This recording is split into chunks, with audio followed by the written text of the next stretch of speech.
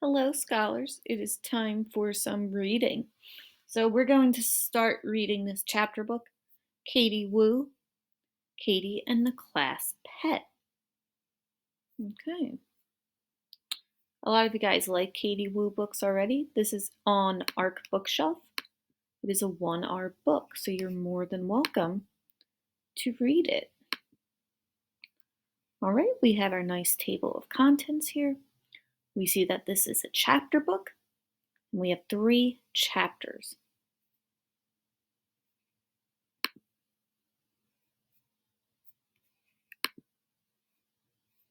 All right. So the reason I chose this book, other than it just being a book that a lot of us might like, is because it's fiction, which is what we've been focusing on. And we especially want to focus on dialogue today. So dialogue is when people in a story speak. So I'm challenging you today when you read to use dialogue to help change voices in your head. All right, let's see what that's all about. So, chapter 1, The Perfect Pet. One day, Miss Winkle asked, "Who would you like to have a class pet?" Who would like to have a class pet? Geez. See, everyone does it. All right, so see how we had quotes here? And that told us that Miss Winkle said it because they said it at the beginning. One day, Miss Winkle asked, "Who would you like to have? Who would like to have a class pet?" "I would!" yelled everyone. So notice how I had an exclamation point? That tells me that they're excited about something. So in my head, I should hear kids talking loudly. "I want a puppy," said Katie. "We could ride him at recess." How did I know to get excited again? Yep, that exclamation point. Oh, geez.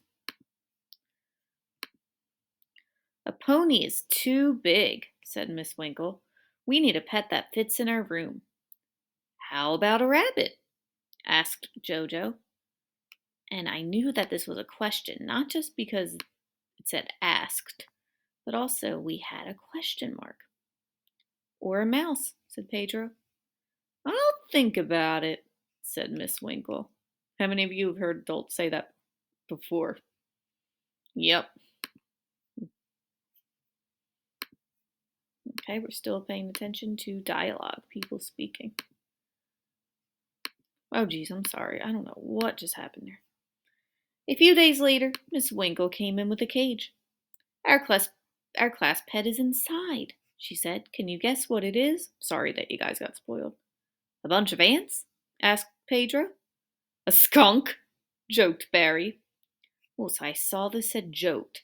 So do you think Barry was talking very seriously, like a skunk? Probably not, right? He was maybe using a funny voice, like a skunk, right? Something like that. So use not just the quotes and the exclamations and the punctuation. Sorry. Oh, man. But also use what's happening in the story to help change your head. "Surprise!" said Miss Winkle. "It's a guinea pig." "He's so cute," said Jojo. "Let's name him Binky," said Katie. "The name is cute and little, just like him." "Binky, Binky, Binky!" everyone shouted. "Binky it is," said Miss Winkle. All right, that's the end of chapter 1. Okay, we'll move on to chapter 2 tomorrow. So while you read today, I want you to read a fiction book. And if you see dialogue, right, you see characters speaking, I want you to think about in your brain, what do their voices sound like, right? Get their voices in your brain.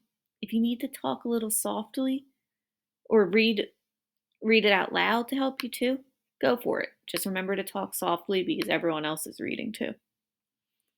Okay? You may get ready to read, scholars.